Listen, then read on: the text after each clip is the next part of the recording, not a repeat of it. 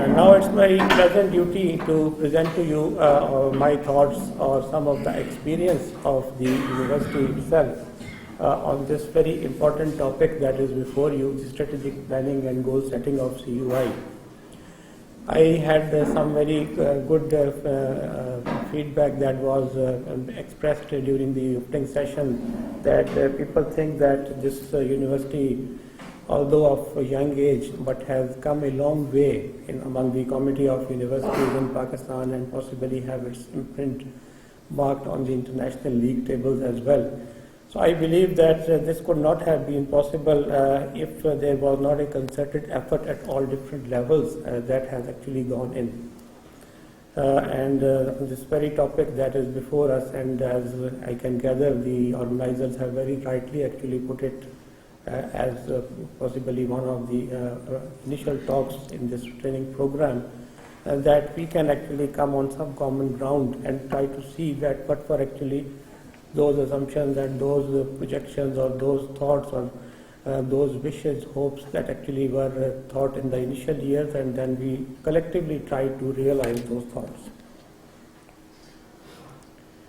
So very briefly, that I will be talking something about the sort of academic perspective, what is the strategic planning and goal setting itself, and then talk about some of the experience that we had in the past 15 years and the way actually we had reached the stage. Then as the master of ceremony introduced, that we are right at the anvil of embarking upon a new strategic plan. Then I will try to share with you some of those thoughts which are now undergoing through this process, that how and through what process that we are trying to articulate a new strategic plan for the university. Then something about the goal setting, and then we will have some concluding remarks. And in between, I will welcome if there is anything that we can further discuss about. Now, returning back to that academic discussion, the strategic plan actually it is a resolve of the higher management to see the entity or an organization down the road some years, which would be essentially a longer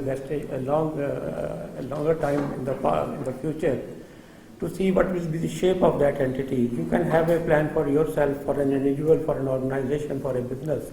So strategic plan is something actually that we expect that we would be at that place, and then we try to actually converge all the efforts and resources and the time to reach that stage.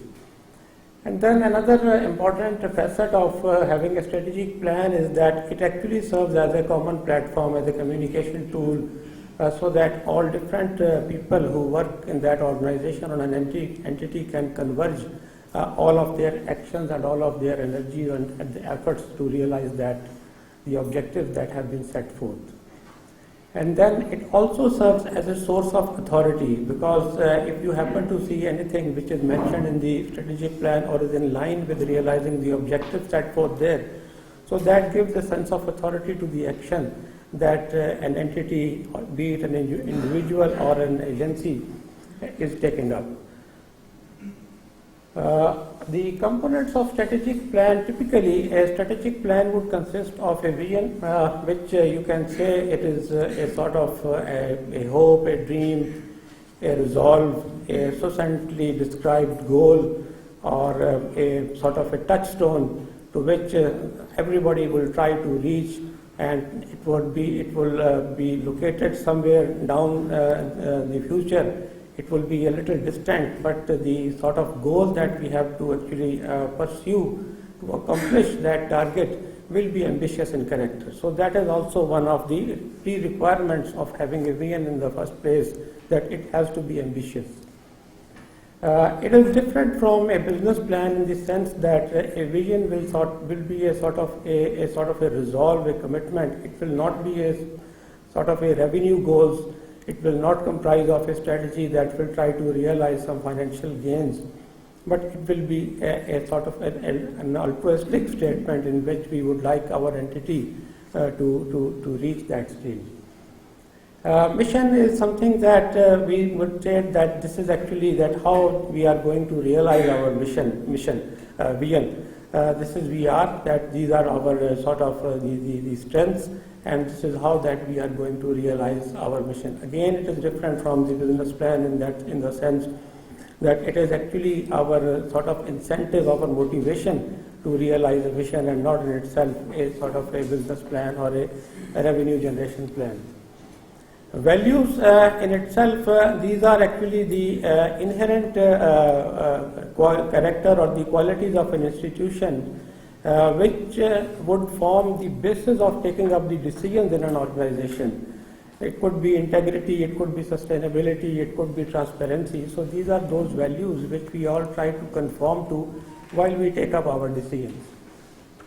Strategy is something that we will like through which that we will be realizing our vision and mission. So it is sort of a commitment to us, to ourselves, that these are those actually ways in which we will be trying to realize our vision. Action plan is something that deals with the detailed sort of physical activities that we will be taking up. If we talk of strategy, so colloquially it will include an action plan, but if they would be talked about separately, so the strategy will be overarching, it will be like the intellectual part, and the action plan will be like the actual physical part of that activity. So in a way, a strategy will be like a white collar job, and having an action plan and trying to implement an action plan would be sort of a blue collar job. Not blue collar job in the sense that we use in the industry, but in an entity, it is actually that part of the job which we actually take up to further the objectives set forth and try to reach the destination. Assessment is a continuous process. We have to actually get feedback, whether it is an internal feedback or whether it is an external feedback, whether we try to have some key performance indicators in place, or there are certain other periodic assessments that take place.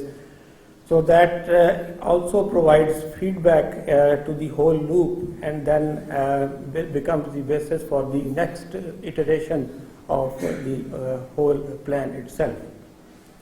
So I have purposely actually provided a photograph of this library. Library obviously in itself is a sort of a very a prime pedestal in a university, but nevertheless the other moot point that was before me, that at ComScience Islamabad we have named this library after Dr. Junaid Zaidi, and it will be a very opportune moment to pay our homage and pay our respects to Dr. Junaid Zaidi, who has actually built this institution. So this is my way of commemorating the very, elated services of the founder, rector Dr. Junaid Zaidi, who has been actually through this whole guiding process, who has been the main architect, who has been the principal thinker.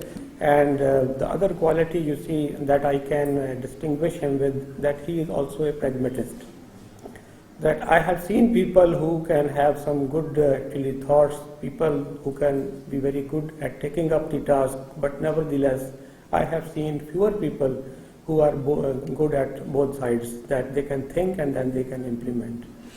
So this is one of my ways of commemorating the great services of Dr. Junaidi. So many things that we will be talking about today, owes a lot to Dr. Junaid Zaidi and his vision. And now, actually, who takes up the strategic planning? Strategic planning actually is a process which is not taken up by the senior management, or it's not done by the senior academics. It is shaped by the collective interests or the incentives of a large number of actors. At the top, I have written down supervisory and regulatory bodies, which include the Ministry of Education and which include the HEC, funding agencies again, including HEC, Planning Commission and several other entities. And they also derive in part the guidance that they receive from the parliamentary oversight. Then we have some accreditation bodies which are there actually to set standards and to make and comply, ask the institutions to comply to those standards. Then we have set of planners, be the planners at the national level or be the planners at the institution level or be the planners at the sector level.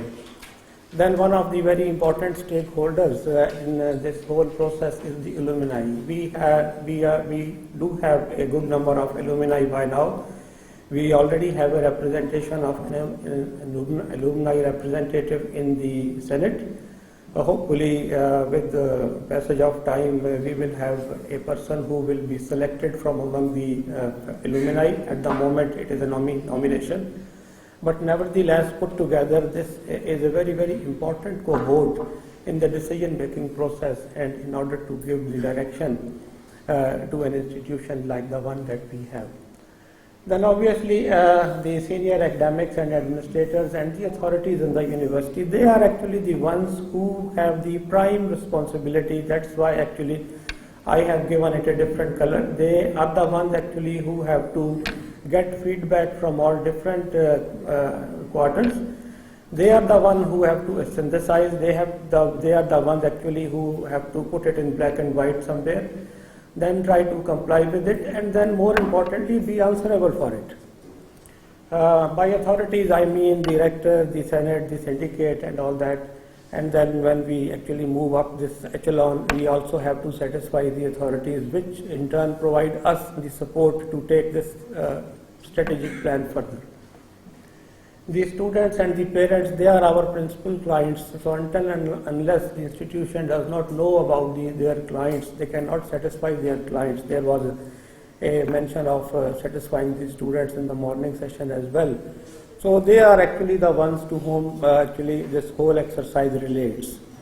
But incidentally, the ones actually who will be studying at a moment, they might not have that say in the decision-making process down the line. Maybe when they themselves actually come into the economic mainstream, they become actually the part of the faculty or part of the administrators, or maybe move up the ladder and go to the parliament.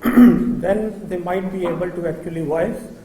But at the moment, they are our principal clients, and still we need to be cognizant and understand what are their needs. If we need to impart them some employability skills, actually it is upon the upper tiers actually to provide them that set of skills and expertise so that they can be good on their own.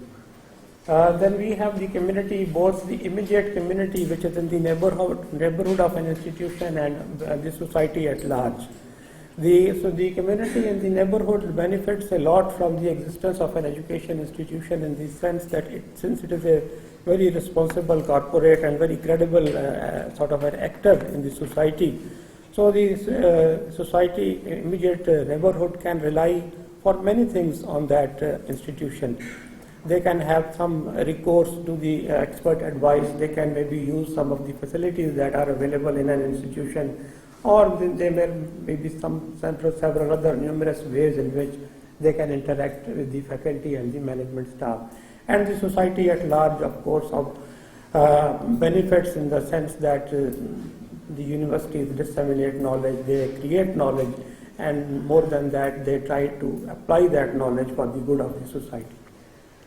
Then there is an external environment also has this national universities and the international universities, and then there are several other multilateral entities to which we have recourse, sometimes for the regulation part, sometimes for the funding part, sometimes for the advisory role, sometimes we are at the giving end, at times we are at the receiving end.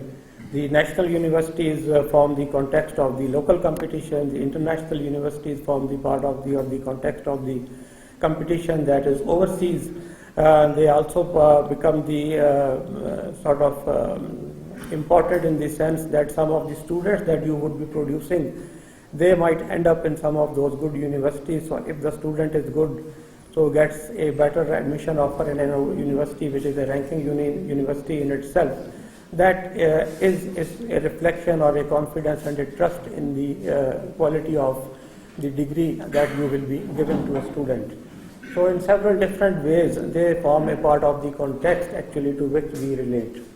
Then staff at large, staff here I mean all the faculty, all the managerial or the administrative staff, the services staff.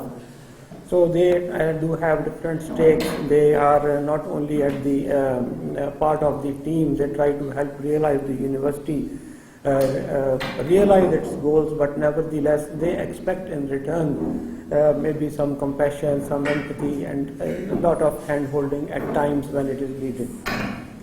So all in all, having identified some of the actors which play their role in this whole process, we tend to relate to the context in which we operate. We tend to relate to the level of development to the university which we have actually already realized, and then try to build up from there. Then there is a competition around competition in the sense that it would tend to drive us. We will try to see that if we are trying to improve upon certain parameters, there are other people, there are other entities which are raising the stakes. So in order to be at par with our own standing, we still need to work hard. And if we have to increase our standing in the league tables or in several other assessment criteria, so since we know that there are entities which are raising the stakes, so we do have to continuously work. Assessment, we have briefly talked about rank criteria. You know, these are sort of international standards to which we have to conform. There is a lot of discussion that people ask. There was a mention in the morning also that there's a lot of money that has gone into the universities in the preceding 2 decades, not to talk of the money that might have gone into it in the previous 6 decades. Still, we do not see any university having a very prominent place in the international league table, so there must be some good reasons for it. And since universities are an intelligent institution, they can self-correct, they can learn on their own. So what is actually the reason that why we are not being able to move up these league tables? Try to, open this black box. Try to see that although that we might have reached to a stage in maybe 2 decades time, but we see that with more efforts, the marginal returns seems to be getting lower. So there must be some reasons for it, and try to understand those reasons. A good institution, for example, would be good in all different respects. It will not be like there will be a chaos at the gate. There will be, some litter that will be, seen in the campus. So if it is good, it will be good in all different respects. So try to see that what are those parameters which we still need to work upon. Very briefly, how actually this process goes further. As I said that there are many different players who have to contribute in the crafting, in the formulation, and in the administration of a strategic plan, but nevertheless there has to be a process which is to be defined so that it will allow all different groups, interest groups, to collate and collaborate. So what we normally do, and we do it in concepts as well, is that we define or we identify a core group which takes up the stock taking and tries to come up with a plan. Then that plan passes through different administrative reviews. And by administrative reviews, I do not mean that it will exclude faculty, but when you are actually looking at a plan, you will not be a faculty member, you will be sort of an administrator. So you will be a person who would be tasked actually to review and comment quite honestly and quite fearlessly.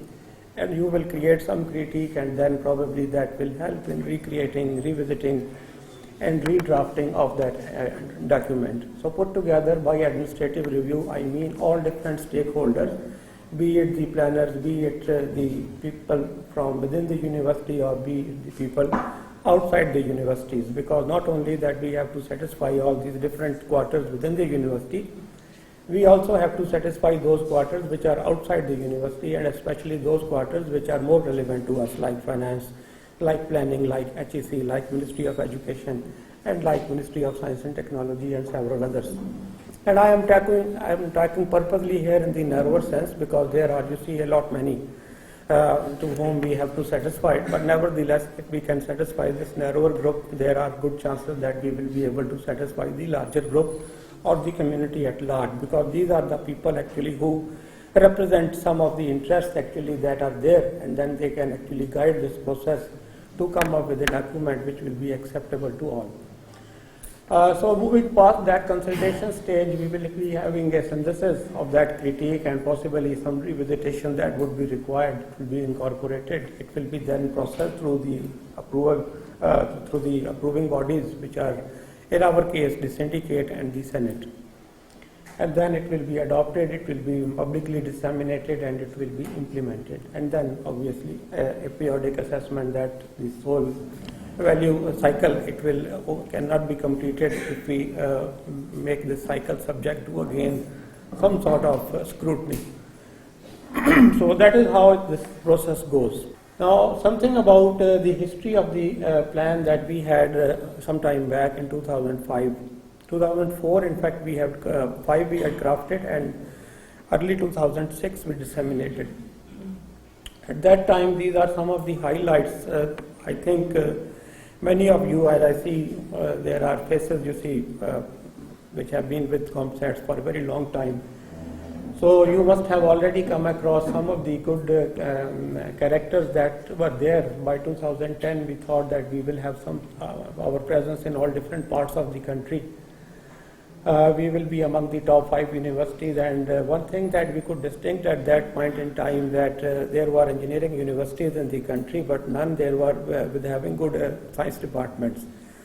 So that was one niche that was there, and that that ComStats identified for itself, and then it tried to actually have this at least in those initial formative years, that our engineering will be science-led, that it will also actually tend to contribute to that knowledge body, which was until then only being disseminated by these engineering universities. And I will also tell you a very small story after I complete the other 2 parts, that how actually we come to this. By 2015, we thought that we will be good among the universities in the developing world, and then we will have our focus also defined to include the social sciences. By 2020, which is now past, we thought that we will be among the top 500 universities in the world, and then focus will be on medical and biological sciences. I think that there are some elements of this strategic plan which might not have been accomplished, but nevertheless it was accomplished in fair, level. As you actually subject your students to a test, and if they get some passing marks, you think that still they are good to go. So like here, if we could get 40 marks or 50 marks, still I think we have got some passing marks. It is not always that you can get 100% marks, because there are a lot of intraneous and extraneous factors which reflect upon your own ambitions, your thoughts, that how and when actually that you can realize. So I think we did fairly well. And the small story that here, how did actually we end up with this focus on science-led engineering? In that very time, the HEC has come up with a program that it will provide some extra support to a group of universities which will be transformed earlier than the rest into some of the leading universities in Pakistan. And since there was a sentiment that it should be some science or some engineering universities, or science, we should actually invest more on science and technology, to put it straight. They identified that they will offer this program to the engineering universities in Pakistan. They will provide some ample funding to them, and they will ask them to prepare developmental projects, and then that is how that. So what they could best do at that time, they could only narrow down 4 universities, which were Dow Engineering University, NED, UIT Lahore, UIT Peshawar, and Mehran. So there was no 5th university. So the HEC thought that which of these universities can come up with a plan in a relatively foreseeable time frame. And that is how that we got selected, because we had some history of implementing development projects and being the right arm of the government of Pakistan. So we were selected, and this is how that we were then put in that bandwagon, asked to prepare a project, and that is how that we could move past, and then we had some very good projects initially during those formative years. And this is one of the reasons that in the first sort of ranking exercise that was taken up by the HEC, we were ranked among the engineering universities in the country. So that practice was then disbanded for the subsequent league tables, but for the first ranking exercise, we were put into that bandwagon. So this is that small short story. Some of those strategies that I can see, and probably the moot point here actually, that what we did essentially is try to align ourselves with the interests of those actually who would matter, in the sense that they would have control on the resources, and since we were a new institution, we wanted to have recourse to the resources, and we aligned our all priorities with the priorities of the national plans. At that time, you would recall that the higher education sector was just opened up to a set of reforms. There were many policy reforms that had come up. There was an ample stream of funding that was backed up, that was backing it up, and that is how that we aligned ourselves, that we tended to open up more campuses. We tended to increase the number of program offerings. We put our people for their higher studies abroad, and there are several of those things actually that we tended to be related to the interests of the higher echelon, and that is how that we won the political support by delineating some of the priorities that was already before those people, the higher echelons in the Higher Education Commission at that time, and also tried to win the administrative support. And how did we do that? We tried to build trust. Anything that we go and commit, we will try to actually accomplish. And how did actually we were able to do this? In hindsight, it appears very easy, but actually it was not easy. There was a lot of toil, that was a lot of, face losing, I would say, a lot of, pains through which the institution had to pass. There were, if there would be some stories of success, there will be many more actually of failure. But nevertheless, we ended up actually in complying to the wishes of those reforms process. We were a small institution at that time. We had a very sort of a rudimentary edifice of the rules and the infrastructure. It could have a negative side, but then we tried to use it for our positive side. For example, I just give you an example. At that time and even now, all of us are on contracts. The HEC rules would not allow a person to proceed for a foreign scholarship if they would be on contract, because you are giving them a year or two or at best 3 years contract, and how can HEC rely on some of those commitments, and then they can provide you funding for 5 years and ask that person to come and serve that institution 5 years when there is no formal commitment there. So we intended to take up these issues in our internal bodies, tended to actually for all practical purposes decide that we will treat these people as our regular employees, issued letters. And how this was possible? Because of the governance structure that was there at that time. We had a unicameral sort of a decision-making system, all represented by the internal stakeholders, the directors of the campuses, the vice chancellor having a very prominent role. Even the board chair was the executive secretary, executive director of ComStats. So had been a sort of a normal university with this 2-tier or bicameral setup, it might have been very difficult even in those times to avail some of these different options. We could open up campuses. We did not actually have to move past these different decision-making fora. It was actually some of those internal meetings which were convened, a decision was taken, and then the institution will just go forward.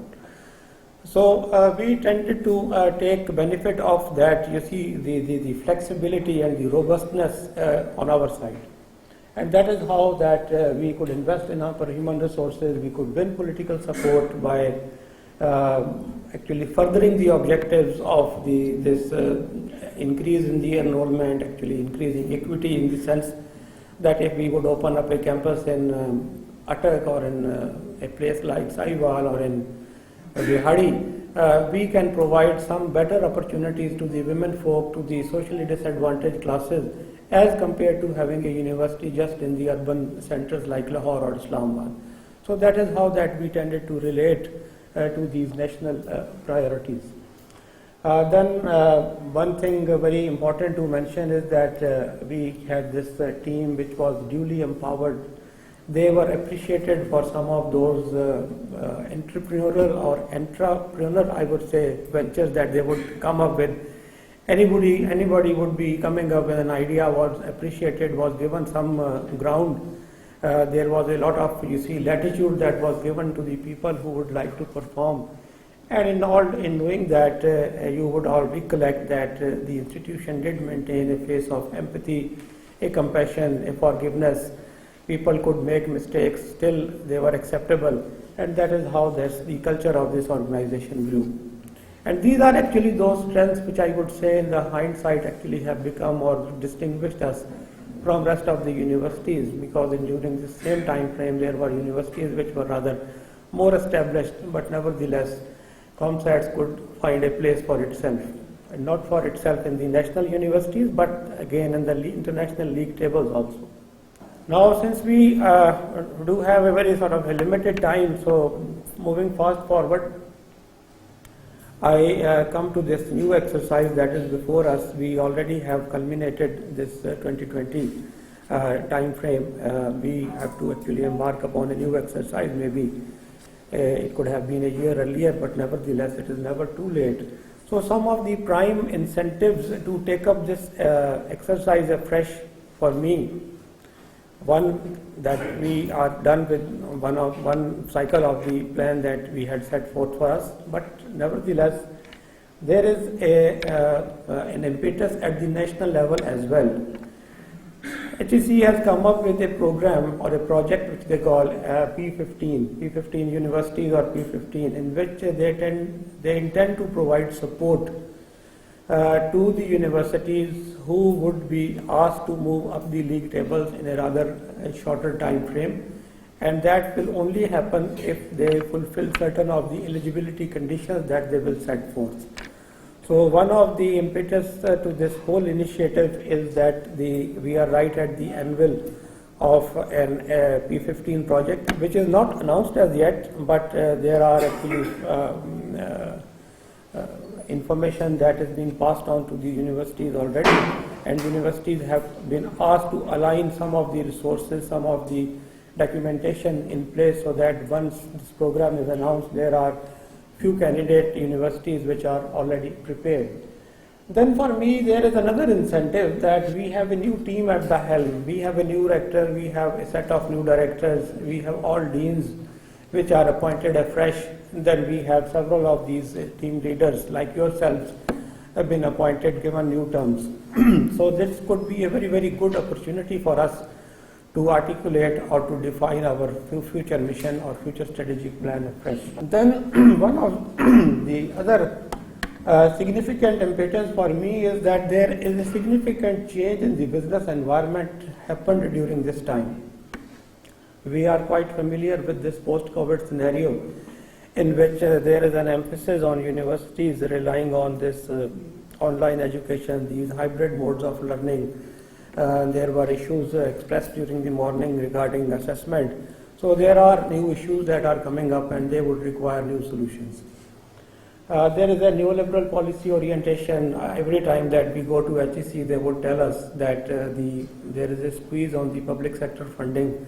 Now you have to come up with some novel ways of financing your own initiatives.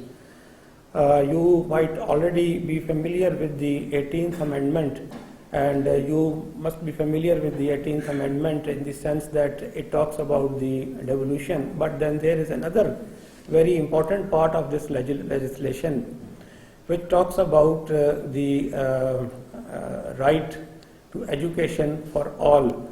But the cohort that they have described in under Article 25A of the Constitution, this has been inserted by way of this amendment that I'm talking about, that free and compulsory education will be mandated for all between the ages of 5 and 16. So by implication or impliedly saying, this means that the higher education is not included as part of that free and compulsory education. Some of you might already be familiar with the debate that goes on in the academic circles, which says that whether higher education is a public good or is it a private good. Means whether the society benefits at large or the individual who gets the higher education benefits more. There could be different views on that, but with the passage of this legislation, the state has sided with that private good model, to say the least. Although that I do not foresee a time when there will be no funding coming for the public sector because of some political reasons, because of the administrative reasons, because of the reason that we have a very, very small cohort which is still enrolled in the higher education, only 10% or even less. So there will be support coming from the public exchequer, but nevertheless the state for all constitutional purposes have sided with the view that the compulsory and free education will be available for the cohort which is between 5 and 16 and not beyond 16. So for all sort of a constitutional purposes, we have to think on those lines in which we need to sustain our entities in the longer run by devising ways through which we might be able to generate our resources. We can rely on some of these resources which will be coming from the state, but we have to think big. So then there is an increased demand for corporate accountability. There was a mention in the morning, as I said, and then there are some discussions that keep going on that there is a lot of money that is invested in the public sector universities. So what did the universities do? How relevant actually graduates that they are producing, which have skills which are needed by the industry? What is the research being produced by universities? What they are doing on climate change? What they are doing on environment? What they are doing to solve our traffic problems? Whether we have new patents in agriculture, what are those industry practices that are improving because of the intellectual inputs of the universities. So there are things like that, and because of this increased public accountability, the universities are corporate entities, they need to be cognizant of, they need actually to come up with those tangible answers so that they can keep receiving the political and the social support that actually is essential to keep them running. Very briefly, this HP15 project, it is a fast-track development in which they will be selecting, as they expect, 15 universities. I don't know whether this project is still there or not, because there are changes that have happened in the HEC itself. So this was some vision of the previous management, of the previous sort of leadership there. I am not very sure whether they still tend to continue with it or not, but nevertheless, such and similar programs have been practiced in several different countries, especially in this very region, in which the government has provided some additional extra support to a group of universities to bring them at par with some of the good universities in the world. So the very purpose of this program is to transform some of these selected universities into the world-class higher education and research institutions, induce in them a race to the top and a commitment to excellence. The objectives set forth for this program are before you. Again, this re-emphasizes something that we have just talked about, that they talk about actually creating world-class centers of learning, high-quality research, producing graduates with the competitive and skills, employability skills, attracting foreign students and reorienting higher education as an expert industry. So this is something new. This was not there in some of these official sort of statements of the expositions that were made at the highest level. that the government now incentivizing or asking us to attract the foreign students. And then the university's role, as I said, that these are intelligent institutions.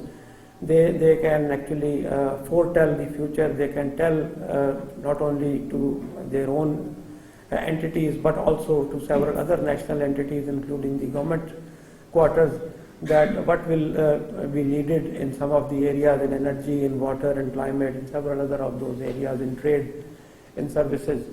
So this role until now or until of late still has not been assumed, at least very vociferously, by the universities, but still there is a lot of potential. We have an ensemble of very good PhD faculty, so not only that they will teach and take up research, but this is something actually that is needed from the universities, that the government or the government quarters wants to have some recourse on the informed advice from these people. Just to conclude about this project, there is actually process which is not fully defined as yet. It will be publicized, and through that publication we will come to know actually the contours of that selection process. But as been briefed, there will be an eligibility criteria. Not all universities will be eligible. Only those universities which will meet some threshold will be able to compete and contest. The universities to the least will be required to have a 15-year strategic plan, including a SWOT analysis, and a 5-year detailed action plan, in which actually that they will use that sort of amount of additional support that they will be getting. The rewards will be the support for moving up the league tables, some increased autonomy. So this is something I think that needs your attention, that there was a mention in the morning about the very strict regulation and not understanding and reconciling to the fact that these universities are at different levels of development. So not all universities actually should be driven by the same magic wand. They need to give some sort of autonomy to these institutions so that they can define their courses, they can forge some of their international collaborations, they can hire a talent from within or outside the country, and things like that. So these kind of autonomy these will be given under auspices of this program, and increased funding. The funding that they are talking about is quite huge. They are talking about giving rupees 10 billion to each university in 5 years' time to implement the programs of their choice. It will not only be the capital expenditure in which the universities will be investing, these buildings or other things, but they will also be investing in giving scholarships maybe to the PhD students, to the master students, attracting foreign faculty, building some research collaborations, equipping the labs for some equipment that is preferred or needed by the faculty. So things like that. So there will be certain latitude that has been promised under auspices of these reforms, and in return the government asks these universities to move up the league table. As we briefly touched earlier, we have to actually conform to a form and manner in which we will have a vision, a mission, a values. Earlier actually when we had our 2005-2020 plan, we did not actually articulate our values, because at that time we thought that we are too young. There are no values there at that time which could gel the institution well. There were values that were actually taking shape. So now I believe that with the 20 years of its life, there is time now that we do understand that there is a sort of a culture already established at these different campuses, and which can form a basis for our collective decision making. So this time we think that we will articulate and we will define values, and these values are those values actually which will be coming from our culture itself. Then there will be some strategies. We talk about it on the next slide as well, because some of these strategies are coming from the HEC itself, so that they can adjudge all these different universities which are coming up with their different plans at one single pattern, so that they know and how to compare one university from the rest. So we have to conform to a pattern, but nevertheless they generally tend to conform to some of those strategies which we have talked about, because these are those actually hard tasks, and what actually they earn in return is some of the continued support that we had just talked about. Then there will be a detailed action plan that how actually we are going to make use of that autonomy and how to make use of that funds that will be provided to us. Then we will also talk about some assessment. Again, it could be KPIs, it could be some other sort of internal assessments instituted by our supervisory bodies, or it could be external assessments instituted by the national entities against which they would judge whether the commitments made by the institution have been complied to, have been realized or not. But it's a very complex process because, as I said, that there are not many stakeholders that are involved, and you have to satisfy all these different stakeholders. कोई आपका इस सिलसिले में कोई question हो, we can take up while this thing is being set up. Question sir, थोड़ा सा planning related है. आपका फिर स्टार्ट से ही कॉन्सेप्ट के प्लानिंग सेल पर का था. तो दो तीन चीजें हैं. एक तो कैंपस ओपनिंग के हवाले से कोई कॉन्सेप्ट की स्पेसिफिक पॉलिसी है. अगर है तो वो किस पॉलिसी के तहत हमने 150 किलोमीटर के रेडियस में 4 कैंपस खोले.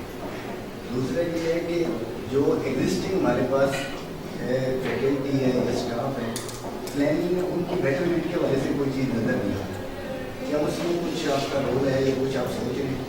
तीसरी चीज़ जो है कि जो हमारे पास एग्जिस्टिंग कैंपसेज हैं उनमें जो प्रोग्राम रन हो रहे हैं उनको जो इशूज हैं रेगुलेटरी बॉडीज की इंफ्रास्ट्रक्चर की वजह से या रिसोर्स की वजह से उसके ऊपर प्लानिंग में कोई चीज़ नजर नहीं आ रही. तो काइंडली अगर कुछ इस बारे. आपका पहला क्वेश्चन जो था ना वो ओपनिंग ऑफ द कैंपसेस के हवाले से. आप लोग उर्दू सब समझ सकते हैं या मैं इंग्लिश में बात करूँ? मैडम को मैं देख रहा हूँ. Can you understand Urdu? Okay, but I can talk in English. One question was asked about whether and how actually we select the location for our campuses. And very frankly, I said upfront that this is actually the will of the government that we tend to comply with. Because the three core, the pillars of these higher education sector reforms were access, equity and relevance. So under auspices of access, the government wanted these higher education institutions to be set up in the far and wide of the country. So there were certain limitations for a university to go and operate and set up a campus. We cannot straight away go and set up a campus in Badin. There will be a university in the neighborhood which will be setting up a campus in Badin. It will be a campus in close vicinity of the principal campus where we can go and establish this campus. And this is how actually that we have progressed. We set up campuses first in Islamabad, then around Islamabad, and that is how that we moved further. And now we have reached as far as Quetta in terms of at least getting this political support. Down the line, hopefully, as and when we get this commitment of funds there, we will open up a campus. And with a campus in Quetta, maybe the horizon will be opened up and we can open up campuses maybe other locations in Balochistan. And likewise, this goes for all other places. So this answers your question in the sense that we rely more on the political support, and the political support then translates into some of those tangible financial supports which are required to set up these campuses. Your second question was that we are not doing enough in the faculty and staff training. Probably, I'm not sure that how long that you are at ComSats. ComSat distincts itself as one of those prime institutions in the country which are running the largest staff and faculty development program in the country, second only to HEC itself.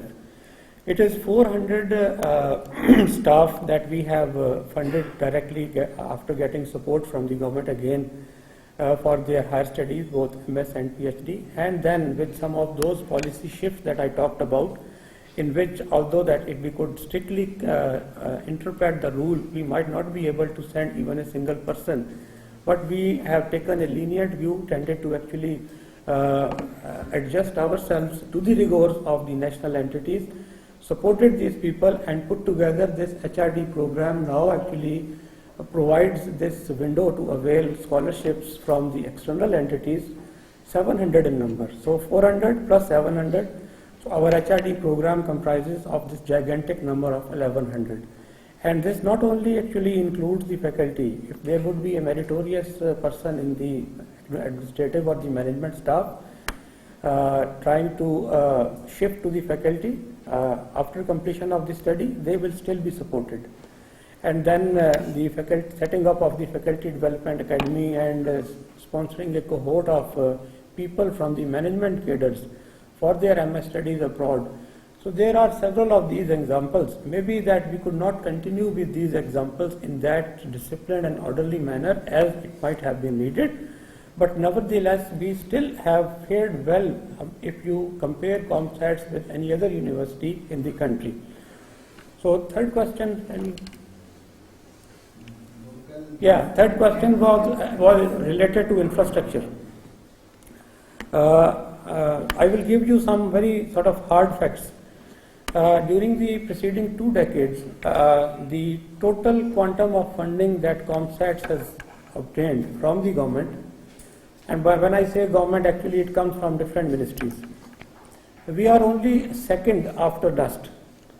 This is the maximum funding that we have got from the public exchequer during the previous 2 decades. The moot point is that our needs are more, and the window from where we can go and get these funds actually is the same. So if we get a project for VA, we might actually have to, curtail the compelling case of Ahmedabad. If we go for Ahmedabad, we might have actually to not go for Bihari. So because you see the public sector portfolio, when it is announced each year in July, it has a share of funding for all different universities, and there actually ComStats appears as one university.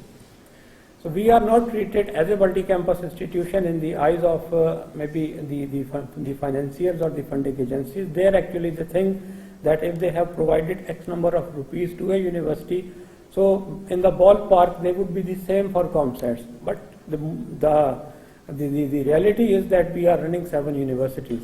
So had they been actually treated as 7 universities, we will be getting enough funding as you think that is needed.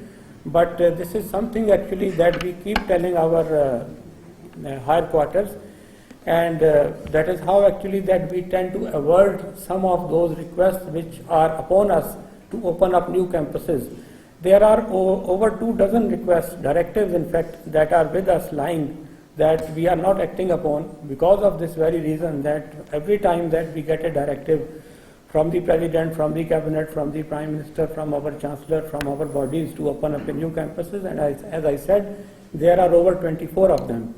We tell them that this is our actually the issue with it, that if we get funding for one campus, we will not be getting funding for another campus.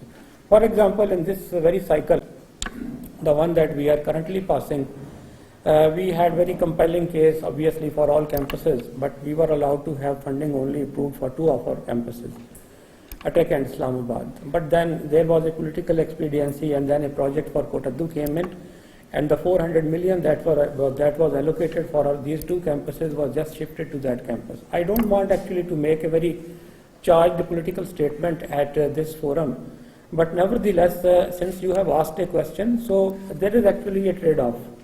So if you get funding at one place, you might not get funding at another place. So we need to actually convince or go, maybe not this group, but maybe the Senate itself, with President of Pakistan in the chair, can tell the government of Pakistan or the relevant quarters that try to treat this university as 7 universities and not as one university. So that is actually the case. But again, since we could invest the money that we got during all these 2 decades, it's over 10 billion rupees. Nevertheless, we have spent it very, very judiciously.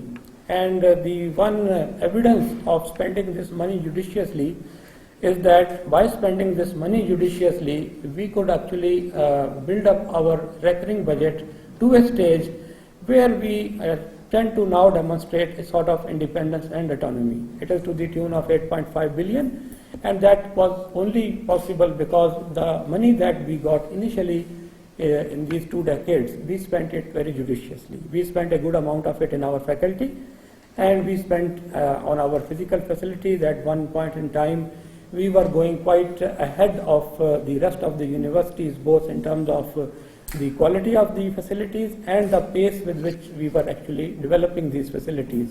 But then there was a lull, there was a lack of a political support that actually happened. With departure of Tahir Naeem in 2008, there was not that impetus actually that remained. And with the maybe off and on cycles, there are some renewed commitments made by the higher echelons, but again, sometimes we get and sometimes we do not. But our needs are more, and the window actually from where we have to get this money, they are too few.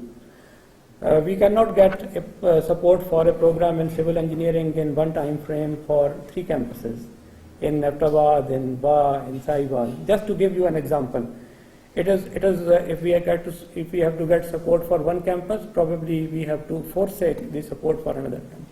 We are driving from Attack and we are facing problems since last 2.5 years. And last time it was approved as a revenues and the fund moved to quarter 2. Maybe that, again, I would say that we need not actually make any politically charged statements here. But deep down we know that there are these trade-offs. So maybe over time we will, now it's actually, this issue is before us and we are trying to, get support of the higher echelons, I mean the Senate syndicate and the Senate, and trying to put a voice actually in a meaningful manner before these higher fora that do consider us as different universities furthering the cause of the higher education and try to support us so that we can in turn support you. So we are losing our building. Pardon? We are losing our building. नहीं, पता नहीं, कोई ऐसी बात तो नहीं है. आपको ये फीलिंग कहाँ से आई है? अभी बता रहे थे. कौन सी? कि funds are transferred to the court. नहीं, मतलब वो तो immediate run में है ना. वो that is not for long. Probably we will get it now the next year. लेकिन यह है कि उनको मेक शिफ्ट करना था, एक पॉलिटिकल एक्सपीडियंसी को एड्रेस करना था ना उनको. तो जहाँ फंड्स अवेलेबल थे वहाँ से उन्होंने शिफ्ट कर दिए. पैसे उनको भी नहीं मिले अभी. और in fact to tell you the truth, the Planning Commission has put on hold on any release of funds for Kota 2. For now, actually, for today, this is the position. So they are still thinking of shifting these funds back to these 2 campuses. For Ahmedabad, we are getting funds, but for this new project which we got approved for Attack and Islamabad, the funds were initially shifted. Now they are put on hold, and now there will be a cycle which we call as mid-year review, which will happen in December. So then the government will try to see that how best and where to utilize these funds. So this process is still there.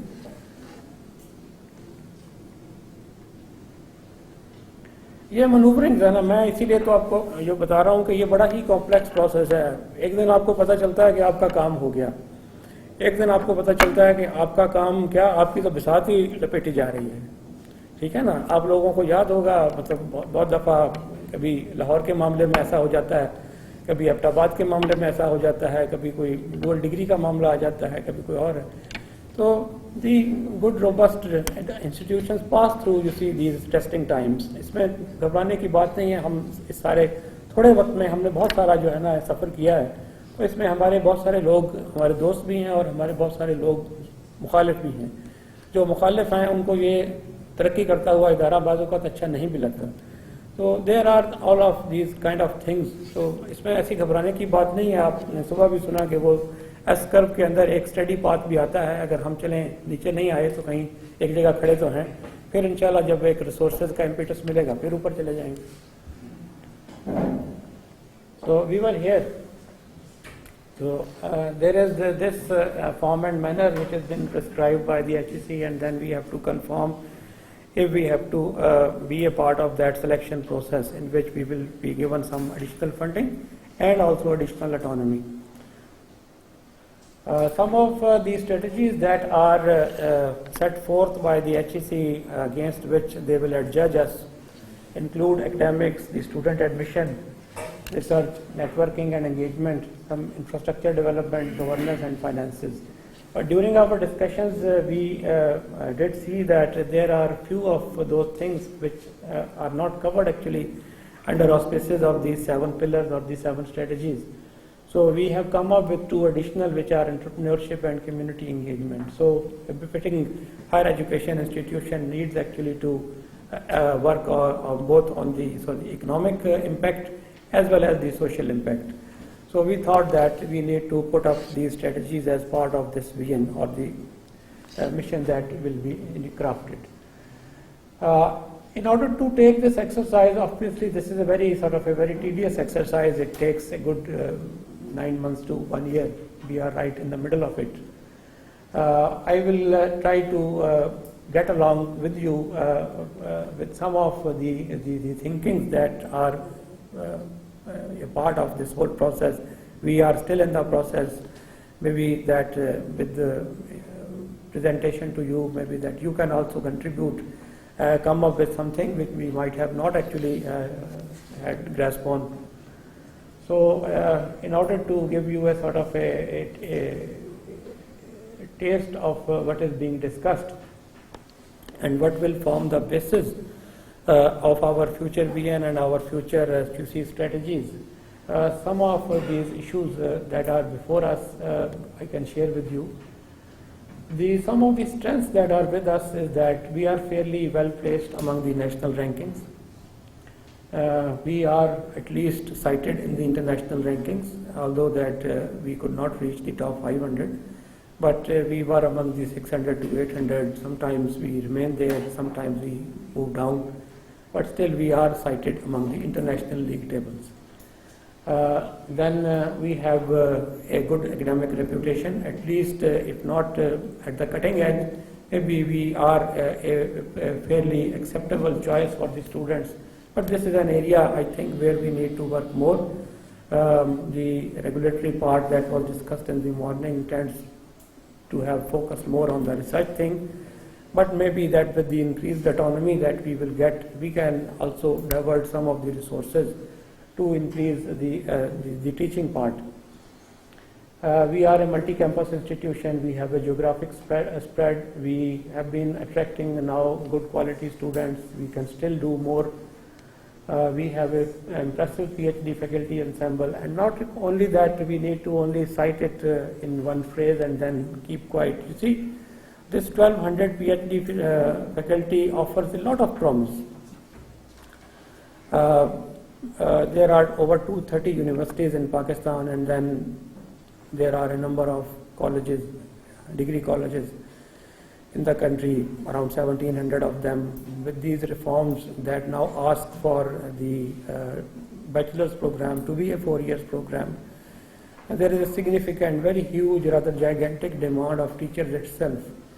And with this cohort of 1200 PhDs that is available and spread out in the different geographic environments, we can take up some part of this national duty to train faculty for not only the universities but also for the college education. And this is only one example. Then we have some thriving industries for which we can produce manpower, and likewise. This will also going to reflect upon our better research standing, because the amount of research that these students will be producing, it will add to, you see, the numbers for research for ComScience. We have a fairly diversified academic program portfolio, although that it can still be diversified more. We have to open maybe few more faculties down the road. Then we have quality research facilities. We have been assessed several times by the national entities, and the level of equipment, the maintenance of labs, it is fairly acceptable, fairly good. And that is why that we get these invitations for international collaborations. We get invitation to work on projects of national importance, and that is how actually that this thing is taking shape. We have a good number of international research collaborations. We have a project management progress that every time we have been asked to do certain thing for the government, either it is setting up a new campus or taking up an HRD program or anything of that sort. So we have always responded, you see, in a very responsible manner. The institution has a good collegial networking. It is improving upon this alumni engagement. There is a thrust on entrepreneurship. There are ORIC offices set up at all across campuses. They are trying to build inroads with the industry, trying to also encourage our own students for small startups, trying to help them to graduate to the next levels. We also need to be cognizant of some of the weaknesses that there is a deficient academic and allied support infrastructure that was just referred in by our colleague from Atak, that the infrastructure tends to be quite deficient, not supporting the initiative that we otherwise would like to take up.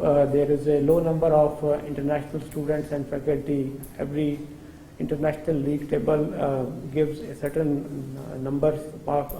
percentage of numbers to this parameter, and we tend to always lose upon this number. Retention of qualified faculty and staff is now becoming an issue. There had been certain issues with the HR policies, their administration.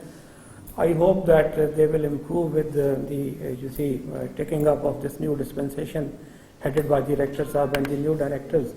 And over time, actually, that we will again be able to retain the quality faculty. There is an uncertainty as to the interpretation of the HR policies, so maybe that we need to be a little more transparent on the interpretation of these policies. Need to give them access to all employees to these policies, and not maybe interpret them in a way that some other formation or some other campus have interpreted them. There has to be some uniform sort of interpretation. Then some lack of support, funding support to match international collaborations. There was a mention that we do enter into a number of MOUs, and the very incentive to enter into these MOUs with some international or other universities, national universities, is to forge these research and other academic collaborations, and they need money. Since there is a dearth and there is not a sort of a very good, reliable or a credible funding stream behind, so we have not been able to actually fully realize upon that potential. There is a demand for opening up of new campuses, and we briefly touched upon this issue that there is a downside of it as well, that we tend to actually thin out some of the financial resources that are otherwise committed for the organization. Very quickly जी मुझे signal दिया गया कि शायद we are time overrun हम कर रहे हैं. We could identify some of the opportunities that still there is a place for, there's a better prospects for us to be represented in the national and the regional international rankings. अगर उस black box को खोल रहे हैं तो हमें पता चलता है कि हम बाज़ जगह पे जो नंबर लूज़ कर रहे हैं वो तो बिला वजह है, हम तो उनको बड़ा आसानी से भी ले सकते हैं. बट अगेन सब जगह पे नंबर लेना इतना आसान नहीं है. जैसे जैसे आप इन लीग टेबल्स में ऊपर की तरफ सफ़र करते हैं तो आपके जो मार्जिनल रिटर्न्स हैं वो कम भी हो जाते हैं. अगर आज आप 38 पे हैं या 35 पे हैं तो 70 पे जो आपको यूनिवर्सिटी नज़र आ रही है वो शायद बहुत ऊपर की लीग में है, मगर आपके लिए पहले 35 नंबर लेना शायद आसान है और अगले 35 नंबर लेना मुश्किल होगा. We have a mandate of presence in all provinces of Pakistan. We are in all earnest trying to realize that mandate. Potential to expand the academic programs, हमारे पास कोई 100+ programs हैं, but still we think that बहुत सारे ऐसे areas हैं जिसमें अभी तक तो हम गए ही नहीं हैं. उन एरियाज़ में हमने जाना है, उसमें मेडिकल साइंसेज भी है, उसमें कोई कुछ प्रोग्राम में भी नॉट बट ऑल, कुछ प्रोग्राम एग्रीकल्चर के भी हो सकते हैं, कोई एजुकेशन के हो सकते हैं, कोई मीडिया स्टडीज़ हो सकती हैं, and several of these areas जो एक यूनिवर्सिटी को एक उसका एक होलिस्टिक आइडेंटिटी भी देती हैं इन अ वे, बिकॉज हम जैसे जैसे अब एक शेप ले रहे हैं तो we are becoming a very holistic university.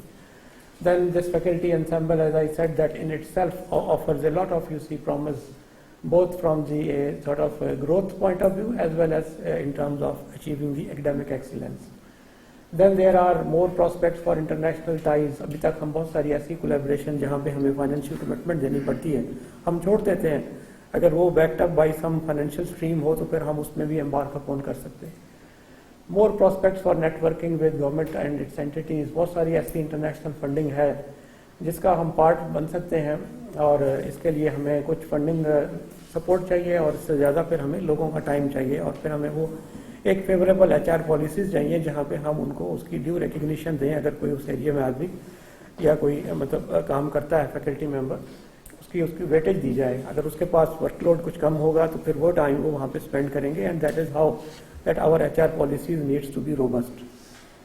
Then again project management progress है, उसकी बेसिस पे हम बहुत सारे और एवेन्यूज़ को एक्सप्लोर कर सकते हैं। There are few threads.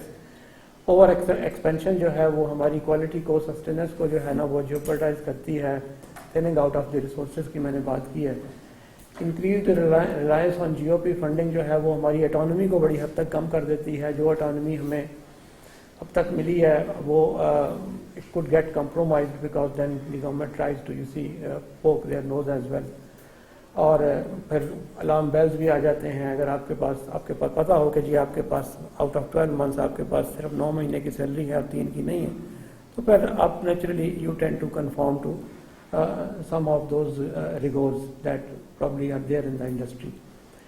Increasing price hikes जो है उसने न सिर्फ हमारे लिए मुश्किलात पैदा की हैं बल्कि फिर उन पेरेंट्स के लिए भी मुश्किलात पैदा की हैं जिनके बच्चे यहाँ पढ़ रहे हैं। So that in itself actually sort of circumvents the possibility of increasing the fee, and that again you see reflects upon the decreased or maybe the steady revenues. But since the expenses are increasing, so even if though the revenues are steady, so you still need actually to have them augmented from elsewhere so that to keep your business going. तो ये बहुत सारे इसके facets हैं। फिर हमारी कुछ contractual commitments हैं लाहौर कैंपस के हवाले से है, बड़ी एक्सपेंसिव है वो। उसको पूरा करने के लिए we have to spend a hefty amount of money. There are cumbersome tracks that have been instituted in the previous years to forge these international collaborations. Cabinet वगैरह की अप्रूवल है, उसको आने में वक्त लगता है। फिर एजिंग इक्विपमेंट हो गया है, अब काफ़ी सालों से हम कोई मेजर कैपिटल एक्सपेंस नहीं कर पाए हैं। बिल्डिंग से रिलेटेड हो या इक्विपमेंट और फैसिलिटीज से रिलेटेड हो, वो it needs augmentation. Now very briefly goal setting. These are some of those criteria जिसके लिए स्पेसिफिकली HEC और गवर्नमेंट अभी हमें अगर फंडिंग देगी तो वो चाहेगा कि हमारी ये जो है ना बड़ी एक एम्बिशियस और एक expedited accelerated race to the top हो। उसके लिए we need to understand these ranking criteria. I have just cited two, there are 1 or 2 more. So there are these parameters which are before us. This is QS and this is from the THE.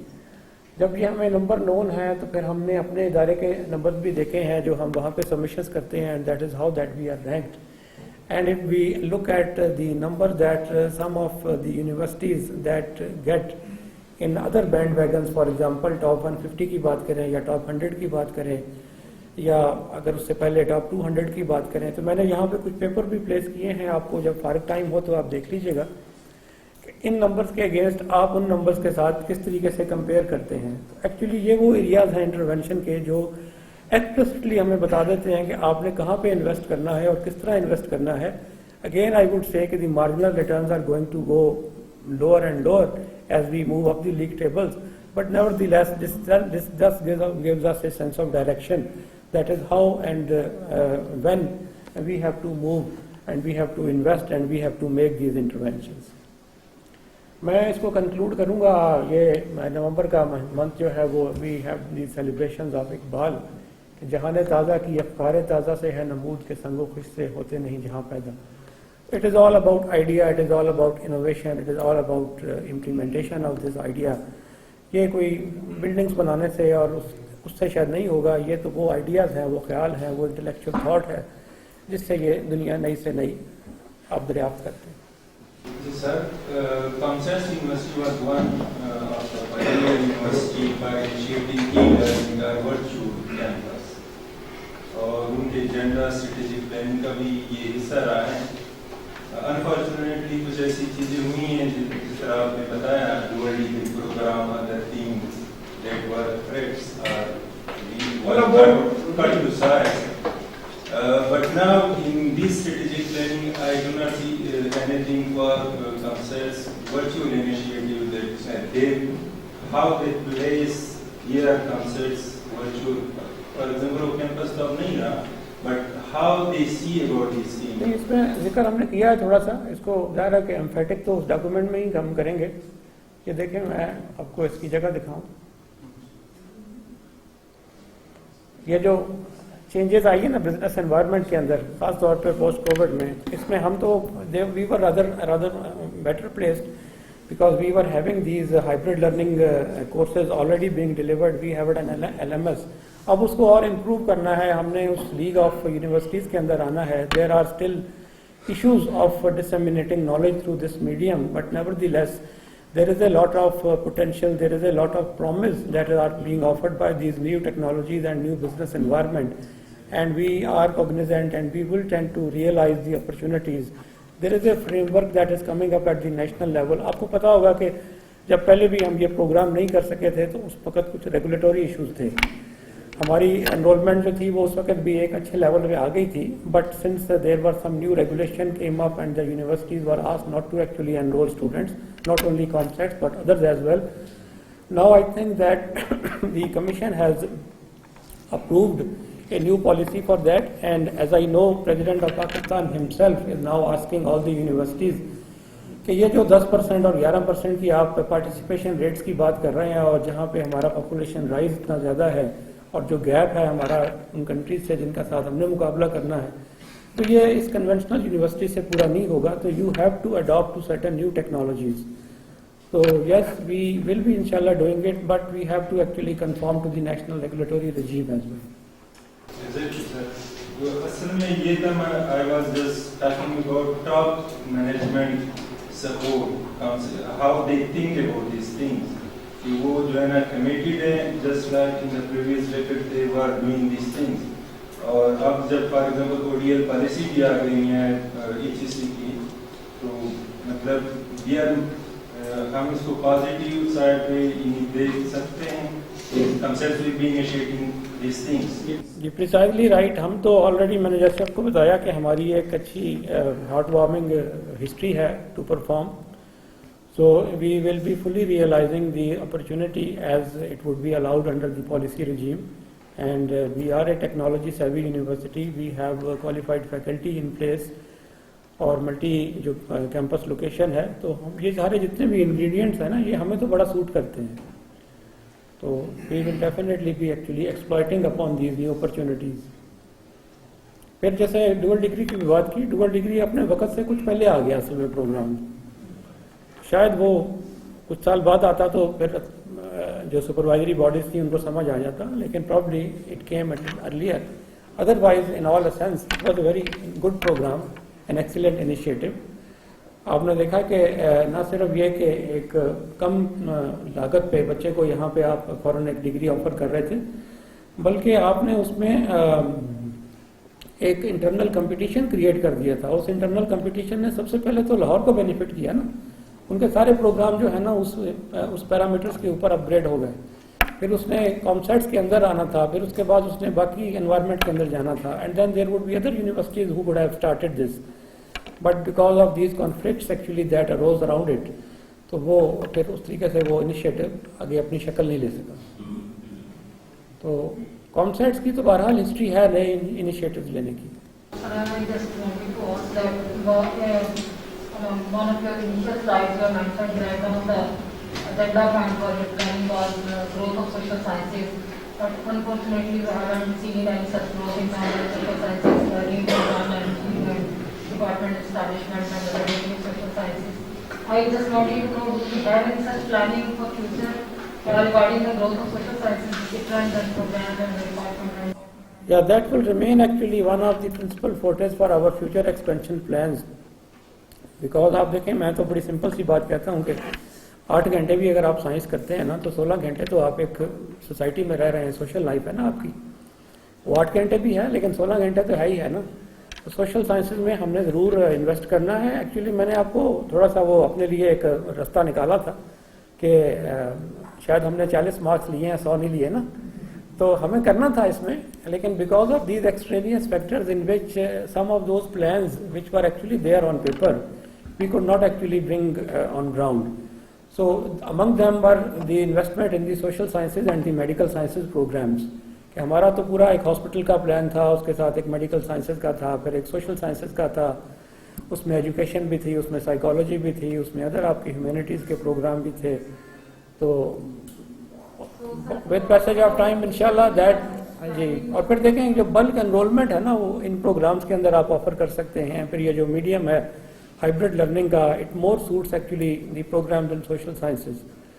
So yes, it will remain our priority, but hopefully as we get more sort of support, we are sensitized to increase the scope and breadth and the extent of these programs. So, when we compare us with other universities in Pakistan, we are far behind in social sciences, which is the core of any university.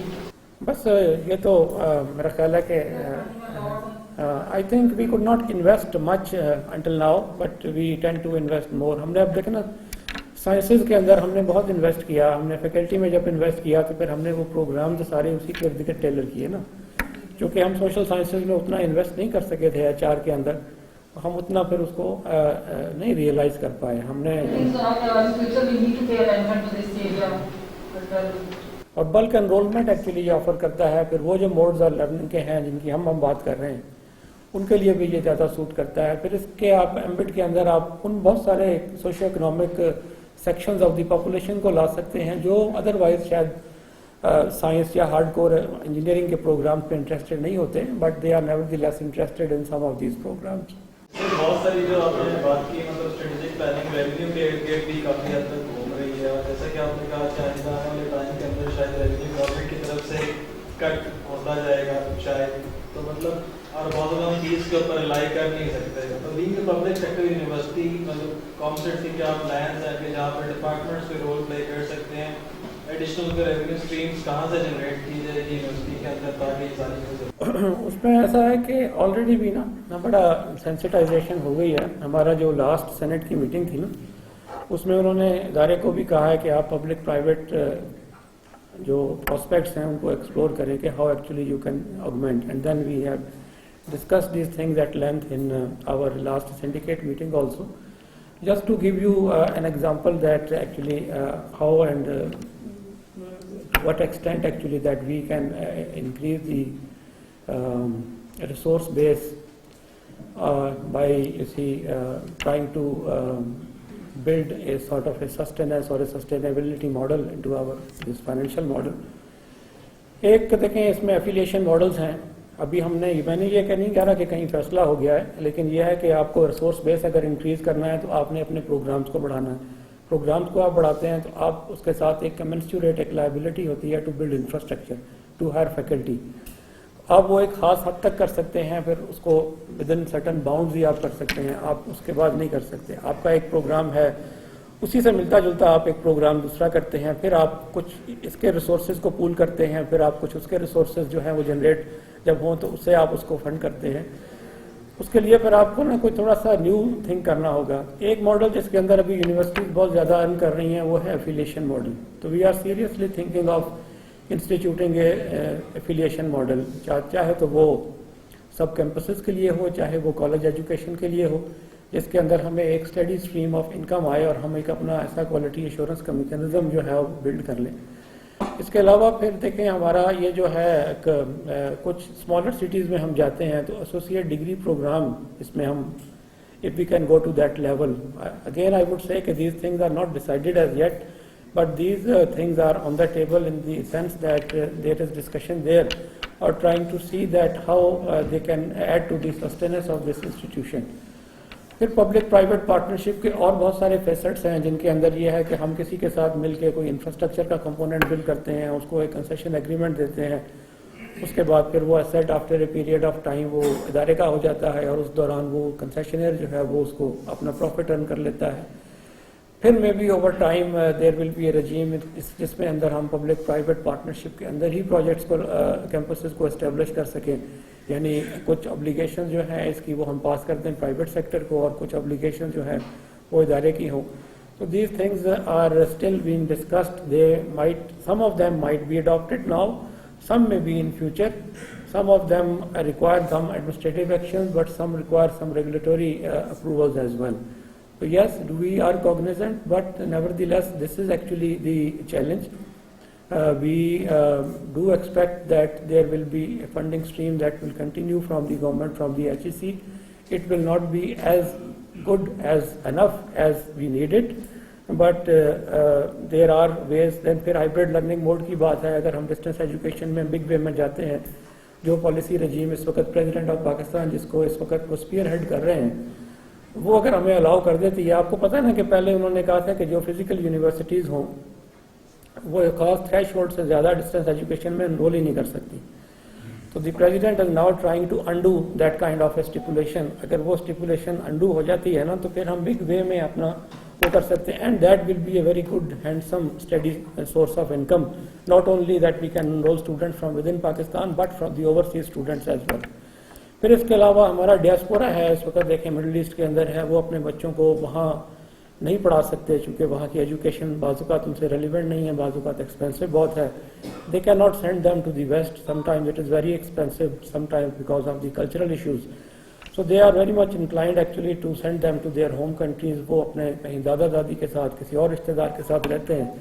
If we can set up some good befitting hostels, इस तरह के hostels में आप लोग या मैं जाके बाहर रहते हैं, पढ़ते हैं कि पहले दिन ही आप जाते हैं और आपको पूरा एक फैसिलिटेशन मिल जाती है. तो वो अगर हम एक मॉडल यहाँ भी बिल्ड कर सकें तो maybe we can attract the students who can pay us as well as. So there are a number of ways that we can work upon, but they will still have to pass through certain decision making process. Thank you, Ji. Thank you.